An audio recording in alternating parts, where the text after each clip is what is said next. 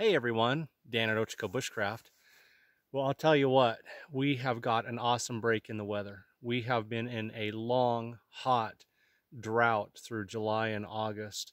Here it is, the 1st of September, and the temperature has dropped like 30 degrees. That's for the daytime high. So the nights are getting clear down into the 40s. It rained throughout the night. Everything's wet out here. You can see when I shake this tree, the raindrops start coming down on my hat. So what a nice break in the weather. And hopefully we have, just because we've had such a long hot drought, hopefully we have an early fall. So anyway, I'm sure you guys are all familiar with the bowline knot, very popular bushcraft knot. And what I'm going to show you guys today is the double overhand knot, which is my favorite knot. And the fact is, I have gotten so used to using the double overhand knot. Say double overhand knot 3 times fast. Anyway, that I have completely replaced it, or replaced the bowline knot with it. So double overhand knot, all you're doing, folding your cord over, just making a bite, and then just tying an overhand knot. The reason that's double is because you've doubled the cordage. An overhand knot, just like you would start out by tying your shoes. That's it. That's all there is to it. And this knot, pull it up tight, is extremely strong. I've used it for rappelling. I've rappelled with this knot. I use it for putting up all of my shelters, for running my ridge lines, for hanging my pack. But it's got some other cool features, which I'm going to show you guys. There is actually some really cool features about this knot, besides just using it. So again, you can just fold your cord over and then tie an overhand knot like you would your shoes, and you're done. That quick and easy. So when I run a ridge line, I'm putting up my tarp. I'll use a double overhand knot, and usually what I will do, try to figure out the best place to get for you guys. So what I will do, just to save time, you can run it through like this. It's kind of a traditional. And then run your cordage over to the other tree. But then, you know, say you've got a 25-foot ridge line, that's how long I keep mine. Then you got to pull it all back through when you're done. So an easier way to do it is just pull this through and make a little bite right here, a little loop or bite, and put a stick in it, and then run my ridge line. So I've got a stick in there, and that way when I'm done, instead of having to pull my cordage all the way back through, it just pops right out and I'm good to go. And I'm doing everything in bright orange so you guys can see it, because now I use this in bank line. You can use it in smaller like micro cord that you might be using for snares. So there's a lot of tricks. Other thing I use this for, hanging my pack. I'm going to have a piece already done up in my pack. Pull it out. This time I'll pull it through, and then I'll make me a marlin spike like so.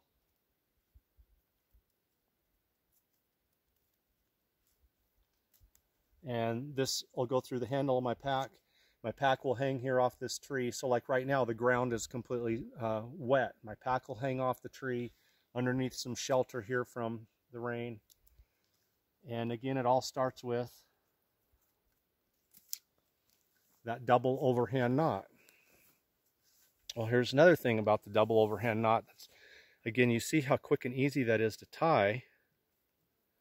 And it's also easy to undo.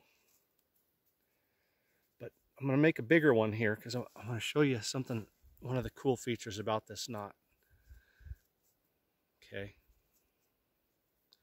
make it nice and big so you guys can see really good.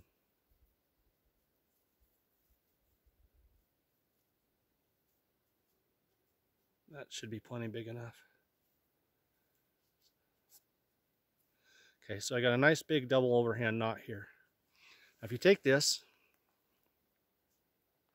try to do this at a couple different angles for you. So I'm putting my thumb and my finger in here, and then I'm going to turn them down. Okay, so I'm turning my thumb and my finger down so that they're on the outside, and then I'm going to pinch them together. See that? I turned, pinched it together. There's one angle. See, and then when I pinch them together, if I slide these two, I'm just going to call them loops. Language police, don't attack me. Together. See that? Now if you run, I'm going to do that one more time. Actually, I got it. Here we go. So see, you've got kind of a 2 bites or 2 loops here. And if you run your cordage through that, it creates a locking snare. See that? It actually locks up on itself and it stays fairly tight. Now if you make that smaller, I made this big so that you guys could see it, but if you make this smaller, this will tighten up and not come loose. It actually creates a locking snare. So I'm going to make one a little smaller. Now I made that big so you guys could see, but it's more effective. Oh wow. The wind just came up and just started knocking all the rain out of this tree onto me. Okay, double overhand knot. This time I'm going to make it a little smaller.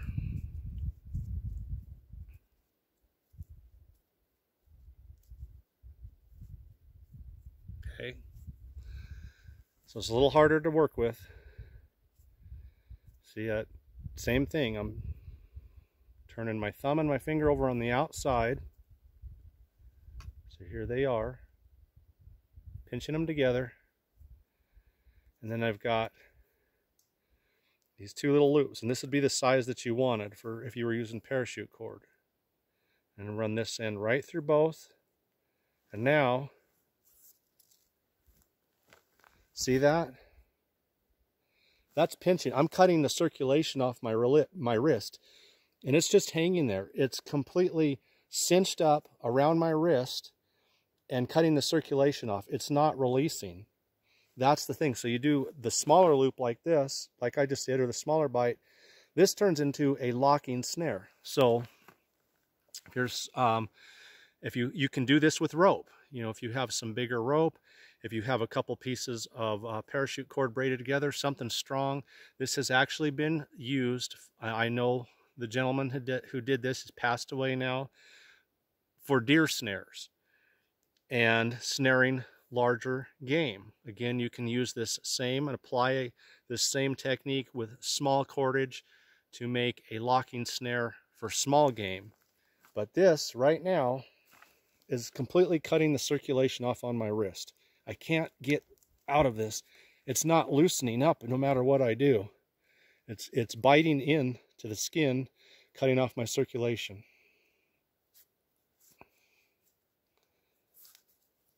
So the double overhand knot, that easily, we'll do it one more time. Double overhand knot. Make it small if you want to turn it into a locking snare. Thumb and forefinger go in. Go on the outside. Pinch them together.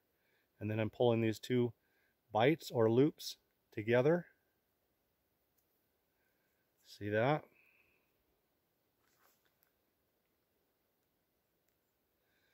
And then I'm going to put my cordage right through both. And snare comes up. As the animal fights, that just gets tighter and tighter And if you can see that, it's pinching my skin right here. And I can't get it to come loose. It's not loosening up at all. It's cutting off circulation. Okay. Another cool thing about the double overhand knot, again, maybe the coolest thing is it's just so quick and easy. I know when you're learning the bowline, they often teach the little poem about the rabbit who comes up out of his hole and then runs around and then goes back down his hole. With the double overhand knot, anybody who's tied their shoes already has the mechanics to do this knot. The only difference between just tying an overhand knot is that you've got the cord doubled over, so it's two pieces. That quick and easy, just like tying my shoe, double overhand knot. So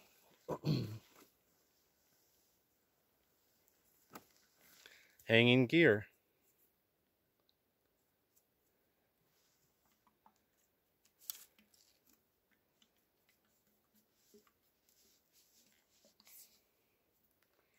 It's a cool knot. If you, whatever you've got, you want to hang up cups, canteens, pots, pans, tools, whatever. That quick and easy. What I like to do, and I use these quite often too, so for stretching out the back of my tarp, I will have one on each end. This end is going through the tie out, usually in the middle of the back of a tarp, and then I will have another one on the other end up to a tree or something, pulling it up. So we're going to do, I'll show you right now, I've got a double overhand on this end. I'm going to put a double overhand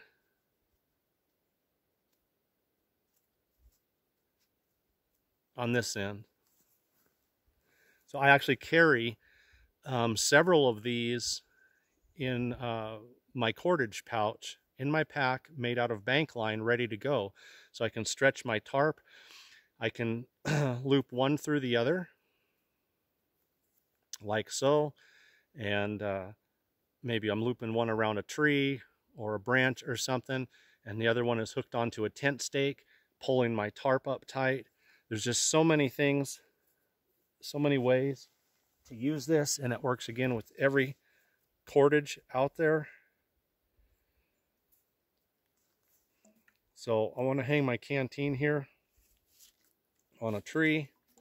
I've done one, and then I'll just pull this through like so. See what I did? Just pulled some extra cordage through here, and I got a branch right here, and stuff's hanging up out of the way, and I can do that. All the branches over the tree. I can decorate this tree and make an early Christmas tree and use canteens and pots and pans and forks and knives and spoons and hatchets for ornaments.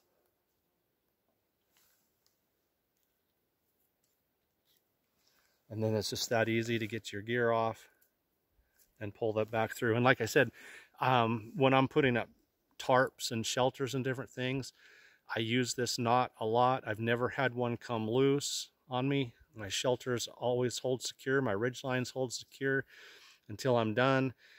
And if you make a couple like this, double ends with bank line, you'll end up saving them, most likely. I have. And then so often when I come out and I rig my tarp up in a way that I've rigged it up before, a setup, these are already ready to go. And so one more example here. So maybe I've got a tie out on my tarp. I put this through the tie out. So that's looped around my tie out now. My thumb is a tie out on the tarp, and it's pulling up tight. And then on this end, maybe it's going out to a tent stake. I just loop it over the end of the tent stake, or if I need more tightness, I can pull this up and stretch that out. You can do this with shot cord, or I need to shorten it up even more. I can make put a branch through here, fold it over a time or two, whatever I need, make a marlin spike. There's just so many things you can do with the double overhand knot. I really like it. Like I said, you know, I still know how to do the bowline, but I just don't use it anymore. When it's time to put up a ridge line or hang up a piece of gear, rig something up, I just do a real quick double overhand knot. And it's amazing. You don't see a lot of people using this. You don't see videos on it, but it is probably the quickest, easiest knot there is. And as you've seen from all the different uses, including making a locking snare, it is one of the most useful knots out there. Dan at Ochiko Bushcraft, hope you guys like this double overhand knot. If you try it out and it's your first time trying it out and use it for some different tasks around camp or home or whatever, I'd love to hear back from you guys in the comments how you like it. Take care, everyone.